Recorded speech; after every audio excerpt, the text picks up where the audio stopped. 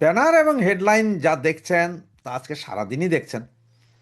যে আজকে সারাদিনের একটা গরম খবর বা ট্রলিং নিউজ বা ফেসবুক ফিডের সবচেয়ে ভাইরাল নিউজ সেটা হচ্ছে যে আওয়ামী লীগের নিষেধাজ্ঞা প্রত্যাহার তো হচ্ছেই না, বরঞ্চ এটা আইনে পরিণত হচ্ছে। তবে এর ভিতরে অনেকে ভুল আছে, আওয়ামী লীগের নিষেধাজ্ঞা না, আসলে আওয়ামী লীগকে ব্যান করা হচ্ছে না, আওয়ামী লীগের রাজনৈতিক কর্মকাণ্ড, মানে আওয়ামী লীগ রাজনৈতিক কোনো কর্মকাণ্ড করতে পারবে না, সেইটা নিষেধাজ্ঞার আড়ালে আসছে। এখন থেকে আরো হয়তো আইনগতভাবে আরো কঠোর হবে, যে কেউ মিছিল মিটিং ওই যে একটা পোস্টার একটা খাম্বায় লাগায় 10 মিনিটের যেই ভিডিও করেন, পোস্টার কিন্তু লাগছে একটা 10 মিনিটের ভিডিও, বিশাল কর্মযজ্ঞ করে ফেলেছেন। অফিসের সামনে যে তালা না খুইলা অফিসের সামনে ওই যে যারা দুইজনের জয় বাংলা বলে আবার পালাইয়েছেন, এই ধরনের কর্মকাণ্ডের জন্য এবার আপনাদের পেদানি দেওয়া হবে, কঠিন পেদানি, পাছার ছালও তুলবে। তো এই কথাগুলা বহুবার বলেছি, আমার ভিডিও কন্টেন্টে অনেক কন্টেন্ট আছে, যে দেখতে পারেন। যে আমি বলেছি যে তারেক জিয়া আওয়ামী লীগের নিষেধাজ্ঞা তুলবে না, বরঞ্চ ও গলায় দড়ি দিয়ে আপনাদের লটকাবে, কিন্তু আপনারা তখন বিশ্বাস করেন নাই। অনেকেরই বলেছিলাম যে তারেক জিয়ার এক দাঁতের বুদ্ধি আওয়ামী লীগ নেতাদের নাই। আপনারা মনে করছেন যে আরে কি বলেন ভাই, আপনি এটা আপনার একটা কথা কইলেন। আপনি একটা জিনিস খেয়াল করেন, কোর্ট বিল্ডিং এ যখন যান না, ওই কোর্ট বিল্ডিং এ আম গাছ তলের কিছু লোক যারা টাইপ করে না, ওরা উকিলের চেয়ে ভালো লেখে।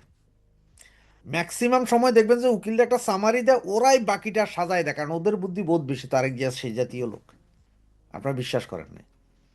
এই যে এখন তারেক জিয়া, কেউ কি মনে করছেন আপনারা ইয়ের আগে, ইলেকশনের আগে তারেক জিয়া আপনার পৃথিবীর বিখ্যাত পত্রিকা টাইমস ম্যাগাজিন বা কিছু একটা, এমন কোন একটা, ভাই সঠিক মনে নাই, সেখানে বলছিল যে আমরা নির্বাহী আদেশের মাধ্যমে কোনো দলকে নিষিদ্ধ করুক, এটা আমরা চাই না।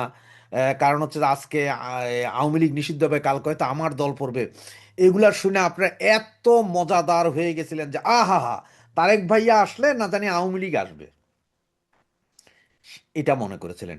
ইলেকশনের আগের দিন থেকে শুরু করে ইলেকশনের দিন পর্যন্ত বারবার 24 ঘন্টা ভিডিও লাইভ করেছিলাম, বারবার বলছিলাম যে আপনারা ভোট কেন্দ্রে যায়েন না, ভোট দিতে যায়েন না, তারপরও কি করছেন?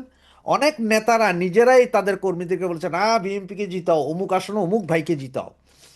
আপনারা বুঝেন নাই, যেসব নেতারা, যেসব কমিশনার, যেসব ইয়েরা বলেছিল, এরা সবাই নিজেদের ব্যবসা বাণিজ্য বাঁচানোর জন্য ওই সব নেতাদেরকে জিতে আনার জন্য বলছিল বিএনপির।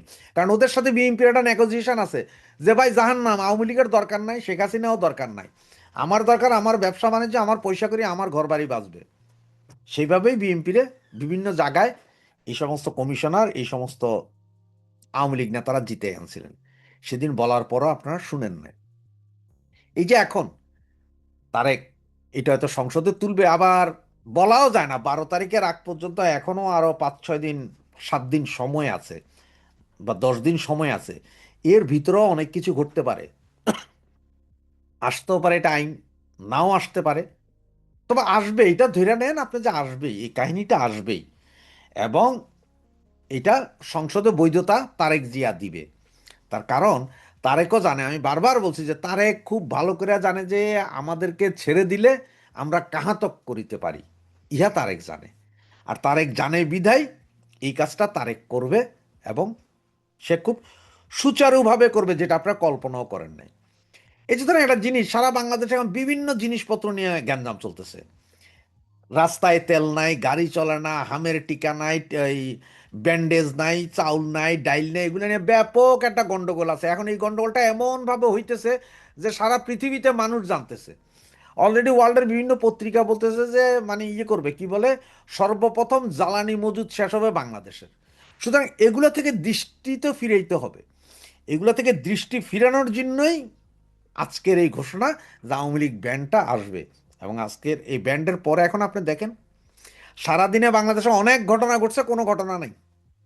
সারাক্ষণ সবার ফেসবুকে মিনিমাম 10টা করে হলে স্ট্যাটাস আছে যে খাইতেছে, ধরছে, আওয়ামী লীগ শেষ, নিশ্চিহ্ন হয়ে যাবে, এগুলো নিয়ে আলোচনা, অন্য কোনো আলোচনা নাই।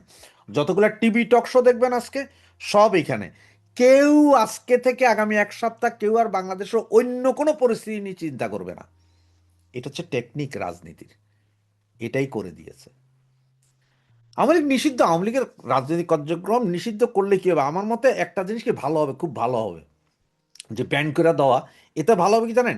আওয়ামী লীগের ভিতরে যতগুলো যে হাইব্রিড আছে না, এগুলো সব দেখবেন যে আগামী 3 মাসের ভিতরে বিএমপিতে ফুল নিয়ে নিয়ে যোগদান করবে।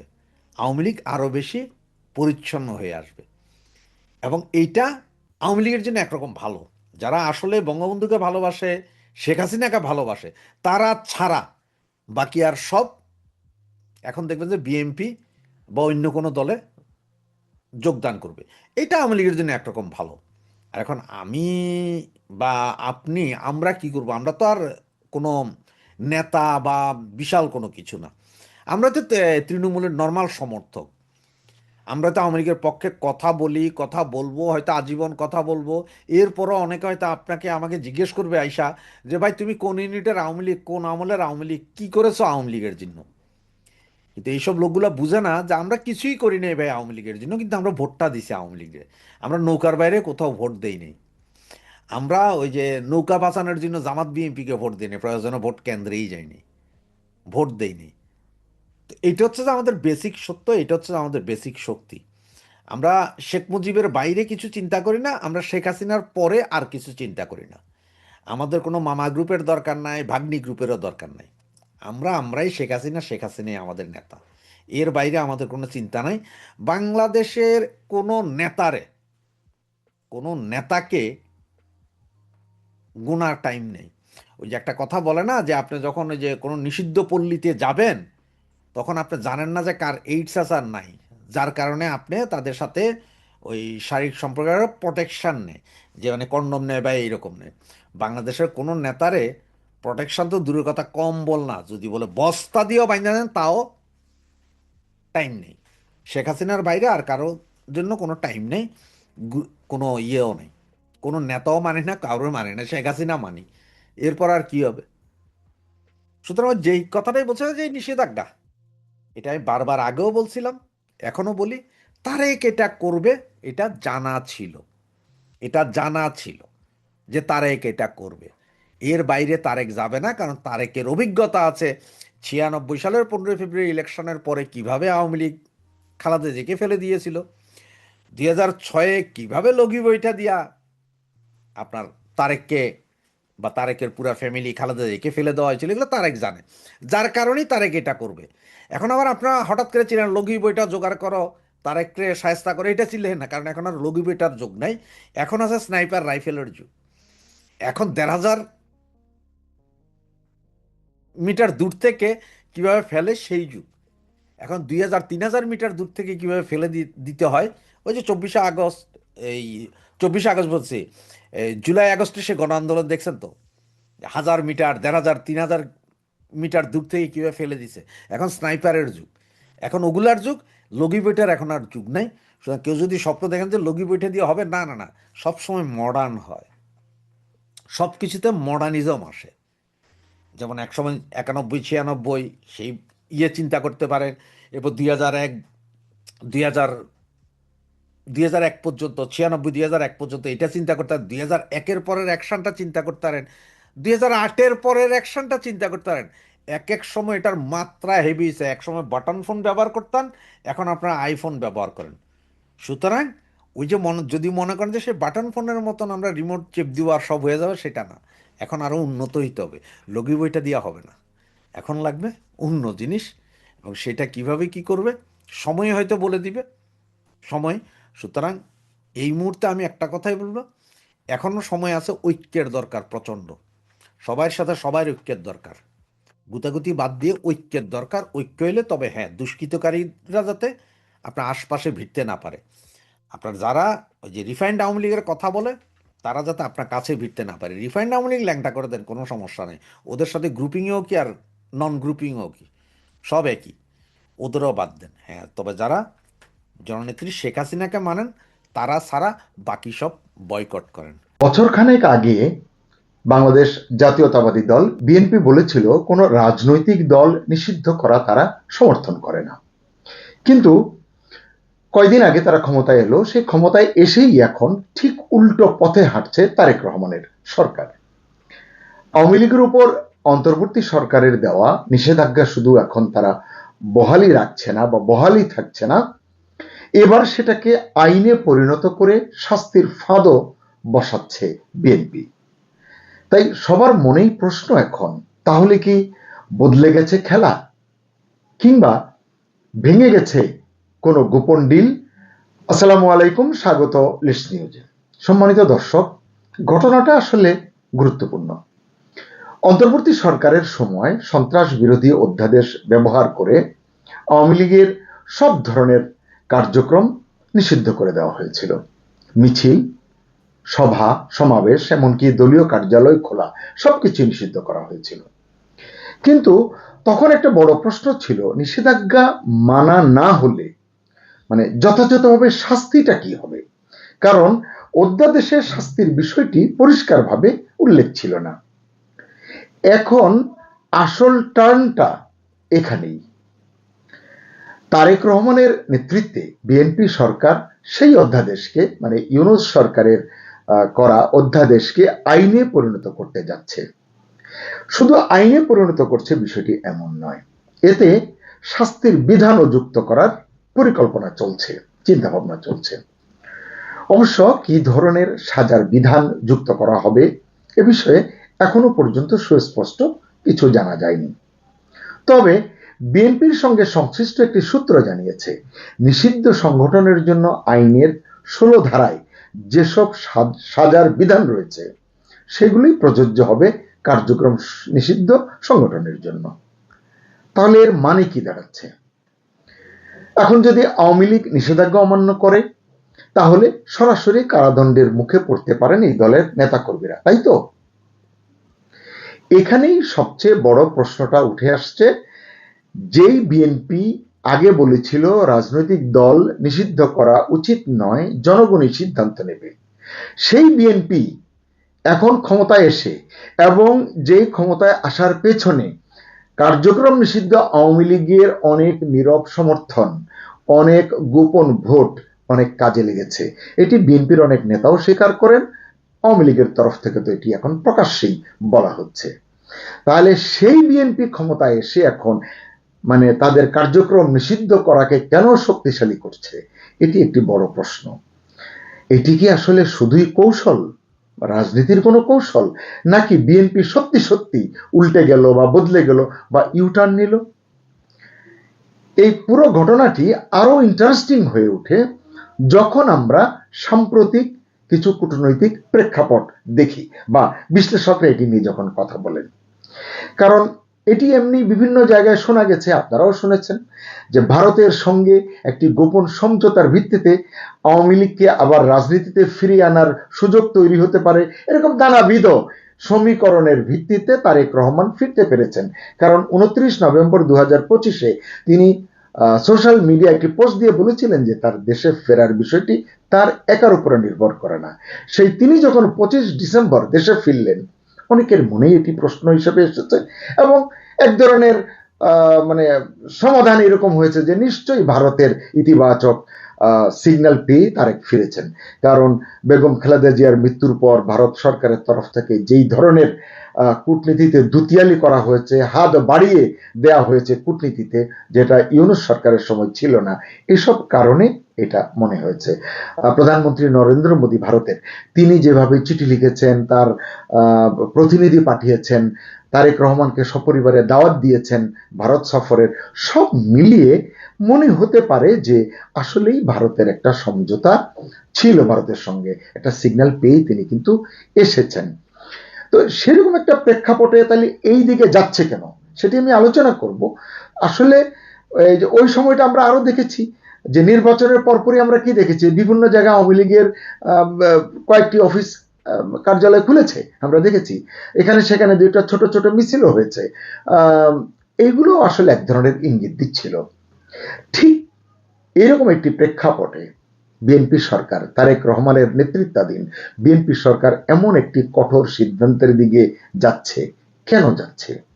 এই কারণেই প্রশ্ন আসলে করছেন অনেকে যে তাহলে কি সেই গোপন ডিল, গোপন মানে ওই যে অনেকেই আমরা মনে করেছি, কিন্তু এর তো কাগজে কলমে কোনো প্রমাণ নেই যে ভারতের সঙ্গে সমঝোতা হয়েছে না আমেরিকার সঙ্গে সমঝোতা হয়েছে। শোনা যায় ভারত আসলে সমঝোতার জায়গাটিতে মার্কিন যুক্তরাষ্ট্রের দ্বারা প্রভাবিত হয়েছে, অথবা ভারত মার্কিন যুক্তরাষ্ট্রকে সুপারিশ করেছে, তার ভিত্তিতে আসলে এই সমীকরণটি তৈরি হয়েছে। সুনির্দিষ্ট করে বলবার কোনো কারণ নেই যে আমেরিকা চেয়েছে বলে এসেছে বা ভারত চেয়েছে বলে এসেছে। এখানে নানান ধরনের তর্ক আছে, নানান ধরনের যুক্তি কিন্তু আছে। যাই হোক, সেই আলোচনাটি আমি আর বিস্তারিত করতে চাই না। কিন্তু প্রশ্ন যেটি উঠছে যে আসলে এটি, এই যে গোপন বিল বলা হচ্ছে, যেহেতু কেউ জানতো না, তো সেটি ভেঙে গেছে কিনা, যদি ভেঙে যায় তার কারণ কি, নাকি এটা শুধুই চাপ তৈরি করার কৌশল, যে এদিকে কঠিন করবে, পরে ধীরে ধীরে ধাপে ধাপে, যাতে বিএনপিকে কেউ দোষারোপ করতে না পারে, তারেক রহমানকে যেন কেউ আঙুল তুলতে না পারে যে না সত্যিই তো আপনি সমঝোতা করে এসেছেন, সমঝোতার প্রতিদান আপনি দিচ্ছেন। হতে পারে, কেউ বলতে পারে না। রাজনীতিতে আসলে শেষ কথা বলে কিছু নেই। আর বাংলাদেশের রাজনীতি নিয়ে আসলে ভবিষ্যৎবাণী করা সত্যি দুরূহ, সত্যি কঠিন। এদিকে আমরা যদি দেখি যে সামনে আরেকটি গুরুত্বপূর্ণ ইভেন্ট আছে, সেটি কি, আগামী 7 এপ্রিল পররাষ্ট্রমন্ত্রী খলিলুর রহমান দিল্লি সফরে যাচ্ছেন। সেখানে ভারতের শীর্ষ পর্যায়ের কর্মকর্তাদের সঙ্গে তার বৈঠক হবে, এরকম কথা জানা যাচ্ছে। এর ভিতরে ভারতের পররাষ্ট্রমন্ত্রী এস জয়শঙ্করের কথা বলা হচ্ছে, আরো কয়েকজন কেন্দ্রীয় মন্ত্রী এবং জাতীয় নিরাপত্তা উপদেষ্টা অজিত দোভালের সঙ্গে তার বৈঠক হওয়ার কথা। মানে অজিত দোভালের বিষয়টি এই জন্য আসছে, এর আগে মানে যখন জাতীয় নিরাপত্তা উপদেষ্টা ছিলেন খলিলুর রহমান ইউনূস সরকারের, তখন তিনি গিয়েছিলেন এবং অজিত দোভালের সঙ্গে তখনকার তার বৈঠকে বেশ কিছু গুরুত্বপূর্ণ সিগন্যাল কিন্তু পাওয়া গিয়েছিল বাংলাদেশের রাজনীতির বিষয় নিয়ে। এসব কারণে এবারও বৈঠকটি হবে এবং সবাই ধারণা করছিলেন সেই বৈঠকে, মানে 7 তারিখে 1টা 2টা 3টা যে কটা বৈঠক হোক না কেন, এই বৈঠকে যেসব আলোচনার ইস্যু আগে থেকে নির্ধারণ করে রাখা হয়েছে, মানে যেগুলো অফিসিয়াল, যেগুলো সরকারি, এর বাইরেও আওয়ামী লীগের উপর থেকে নিষেধাজ্ঞা প্রত্যাহারের বিষয়টি, দেশে আওয়ামী লীগের পুনর্বাসন বা কার্যক্রম চালু করার বিষয়টি, শেখ হাসিনার প্রত্যাবর্তনের বিষয়টি, তার নামে যেসব মামলা রয়েছে, তার যে শাস্তি রয়েছে, সেসব বিষয়, এসব বিষয় একটা সুরাহার, একটা ইঙ্গিত বা আভাস, এবং রাজবন্দী যারা রয়েছেন তাদের বিষয়ে একটা ফয়সালা হবার প্রত্যাশা অনেকের মধ্যেই তৈরি হয়েছে। আওয়ামী লীগের নেতাকর্মীদের মধ্যে তো হয়েছেই, যারা আওয়ামী লীগ করেন না কিন্তু রাজনীতির খোঁজ খবর রাখেন, তারাও মনে করছিলেন যে এরকম একটি ইতিবাচক দিকে বাংলাদেশের রাজনীতি যাবে। সবচেয়ে বড় কথা হচ্ছে এখানে অন্তর্ভুক্তিমূলক রাজনীতি। ভারত চেয়েছিল অন্তর্ভুক্তিমূলক নির্বাচন, সেটি হয়নি।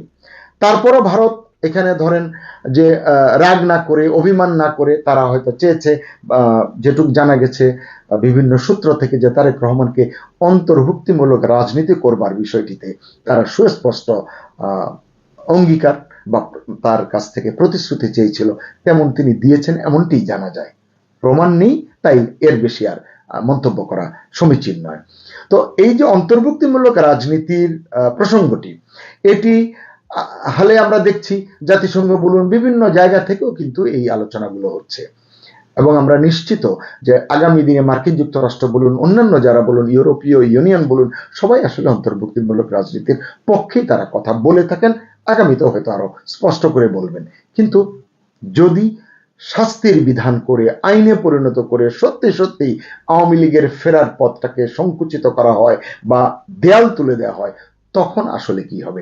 এই কারণে বলা হচ্ছে যে বিএনপির যে এমন ইউটার্ন, যে কথিত অধ্যাদেশকে আইনে পরিণত করার উদ্যোগ, এটা তো আসলে গোটা বিষয়টাকে, যে কথাগুলো বললাম, অন্য খাতে ঠেলে দেবে বলে অনেকে মনে করছেন। অনেকে কি, সবাই আসলে মনে করছেন, বিএনপিরও নেতাকর্মীরা মনে করছেন যে এটি আসলে বিএনপির যারা সুস্থ চিন্তা করেন যে না, আসলে একটি দলকে, আওয়ামী লীগের মতো একটি দলকে একেবারে খেলার মাঠ থেকে সরিয়ে রেখে রাজনীতি করে খুব বেশি দূর অগ্রসর হওয়া যাবে না, এমন চিন্তা যারা করেন, তারা আসলে এই ধরনের মতকে সমর্থন করেন বলে আমার মনে হয়। আসলে বিএনপি সরকারের এই যে কঠোর অবস্থান, এটা আসলে পুরো কূটনৈতিক সমীকরণটাই নতুন করে প্রশ্নের মুখে ফেলে দিয়েছে। কারণ এখানে আরেকটি বিষয় আমি বলতে চাই, সেটি হচ্ছে, আপনারা ইতিমধ্যেই জেনেছেন, প্রধানমন্ত্রী তারেক রহমানের সহধর্মিণী জুবাইদা রহমান তিনি যুক্তরাষ্ট্র সফরে গিয়েছেন। গণমাধ্যমে যেটি আমরা দেখেছি বা আমাদের জানানো হয়েছে যে তিনি মার্কিন ফার্স্ট লেডি মেলানিয়া ট্রাম্পের একটি গ্লোবাল সামিটে অংশগ্রহণ করবার জন্য গিয়েছেন। ঠিক আছে, তিনি সেখানে অংশ নিয়েছেন, কথা বলেছেন, এবং পররাষ্ট্রমন্ত্রী খলিলুর রহমানও তৎপর রয়েছেন মার্কিন যুক্তরাষ্ট্রে। কারণ কি, যেটি জানা গেল যে এর আগে তারেক রহমানের নামে এফবিআইয়ের যে সমস্ত অভিযোগ ছিল তার ভিত্তিতে তাদের যে অবস্থান, সেটির কারণে তারেক রহমান সরাসরি মার্কিন যুক্তরাষ্ট্রের সঙ্গে ঘনিষ্ঠ হতে পারছেন না, বা সেই দিকটি নিয়ে তিনি খুব বেশি অগ্রসর হতে পারছেন না। যে কারণে অনেকে বলছেন যে তিনি ভারতকেও চটাতে চাচ্ছেন না, তিনি মার্কিন যুক্তরাষ্ট্রকে যতক্ষণ পর্যন্ত নিজের সম্পর্কের সমীকরণের মধ্যে আনতে না পারছেন, এবং বিশেষ করে জুবাইদা রহমান এবং খলিলুর রহমান আপ্রাণ চেষ্টা করছেন এফবিআই কে বুঝিয়ে, এবং তারা এই সফরে জেমস এফ মরিয়াটি, যিনি বাংলাদেশে রাষ্ট্রদূত ছিলেন, তার সঙ্গে দেখা করেছেন বলে একটি তথ্য নিশ্চিত করেছে। এবং এই জেমস এফ মরিয়াটি আসলে তারেক রহমানের বিরুদ্ধে, তিনি যে একজন বিপজ্জনক মানুষ, গণতন্ত্রের জন্য ক্ষতিকর মানুষ, তার বিরুদ্ধে অভিযোগটি কিন্তু জেমস এফ মরিয়াটি করেছিলেন। যে এটি নিয়ে হয়তো যদি সুযোগ পাই অন্য সময় কথা বলবো। তার মানে কি, এদিকে মার্কিন যুক্তরাষ্ট্রের সঙ্গে সম্পর্ক ঘনিষ্ঠ করবার চেষ্টা চলছে, এদিকে ভারতকে বলা হচ্ছে ধরি মাছ না ছুঁই পানি, তাদের সঙ্গে আছি এরকম মনে হচ্ছে প্রেক্ষাপটটি। আমি আরো দু একটি কথা বলবো, তাতে আমার এই যে অভিযোগটি বিভিন্ন মহল থেকে শুনছি সেটি আসলে প্রতিষ্ঠিত হতে পারে বা প্রমাণিত হতে পারে।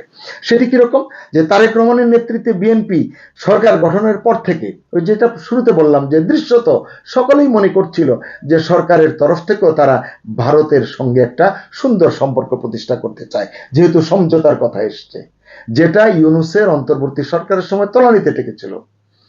এবং ইউনূস ভারতকে সরাসরি শত্রু জ্ঞান করে কথা বলেছেন, বিবৃতি দিয়েছেন, আমরা দেখেছি। উল্টো পাকিস্তানের দিকে তার সরকারের হাত তিনি বাড়িয়েছিলেন, তিনিও এগিয়ে গিয়েছিলেন। এখন দেখা যাচ্ছে চূড়ান্ত মূল্যায়নে তারেক রহমান ও পাকিস্তান প্রেম হয়তো ছাড়তে চাইছেন না। এটি যুক্তির প্রেক্ষাপটে আমি কথাটি বললাম। এবং কূটনীতিকদের কেউ কেউ বলছেন যে ভারতকে তিনি পাশে চাইছেন, তারেক রহমান ভারতকে পাশে চাইছেন, ভারতের সঙ্গে সম্পর্ক গড়তে চাইছেন ধরি মাছ না ছুঁই পানি করে, কিন্তু তিনি পাকিস্তানকে আসলে বুকে আগলে রাখতে চাইছেন, এরকম একটি কথা কিন্তু আছে কারো কারো মনে। এবং এটা যদি সত্যি হয়, সুপ্রিয় দর্শক, আমি বলছি আপনাদেরকে, বাংলাদেশের আগামী দিনের রাজনীতি এবং তারেক রহমানের সরকারের ভবিষ্যৎ, তারেক রহমানের রাজনৈতিক ভবিষ্যৎ কিন্তু প্রশ্নের মুখে, হুমকির মুখে পড়তে পারে। কারণ এটি নিয়ে ইতিবাচক কোনো মন্তব্য এখনই করছেন না কোনো রাজনৈতিক বিশ্লেষক, এমনকি কোনো কূটনীতিকরাও। তারেকের পাকিস্তানের প্রতি কিছুটা ঝুঁকবার সুনির্দিষ্ট কারণ আমি এখন বলতে পারছি না, বা কেউ বলতে পারছেন না বা চাইছেনও না। তবে সদ্য ভারত ঘুরে আসা আমাদের যিনি সেনাবাহিনীর, আমাদের যে ডিজিএফআই এর প্রধান, ভারত ঘুরে এসেছেন আপনারা জানেন, এবং তিনি ইতিমধ্যেই পাকিস্তানে গেছেন, পাকিস্তান থেকেও তিনি ঘুরে এসেছেন। এই যে তারেক রহমান তাকে পাকিস্তানে পাঠালেন, এটিও সংশ্লিষ্টদের মনে বড় প্রশ্ন তৈরি করেছে। একই সঙ্গে আশঙ্কাও যুক্ত হয়েছে এখানে। সেটা কি, পাকিস্তান সফরকালে ডিজিএফআই প্রধানের সঙ্গে নাকি আইএসআই প্রধানেরও বৈঠক হয়েছে। আমি এই বিষয়টির সত্যতা নিশ্চিত করতে পারছি না, কারণ এটি যথাযথভাবে যাচাই করা সম্ভব হয়নি, কিন্তু অভিযোগটি এমন উঠেছে। এমন প্রেক্ষাপটে আওয়ামী লীগের কার্যক্রম নিষিদ্ধের অধ্যাদেশ যদি আইনে পরিণত করার বিষয়টি শেষ পর্যন্ত হয়, এটি কি ফলাফল নিয়ে আসবে তা দেখার জন্য হয়তো খুব বেশি দিন অপেক্ষা করতে হবে না। উদ্ভূত পরিস্থিতিতে সব মিলিয়ে একটাই প্রশ্ন, সরকার যা করতে যাচ্ছে, বিএনপি সরকার, তারেক রহমানের সরকার যা করতে যাচ্ছে, করতে চলেছে, তা কি শুধু আইনগত প্রক্রিয়া, নাকি রাজনৈতিকভাবে আওয়ামী লীগকে চূড়ান্তভাবে কোণঠাসা করার কৌশল? এই সিদ্ধান্ত বাংলাদেশের রাজনীতিকে কোন দিকে নিয়ে যাবে? সুপ্রিয় দর্শক, আপনার কি মনে হয়? আপনি আপনার মতামত কমেন্ট বক্সে, কমেন্ট সেকশনে জানাতে পারেন।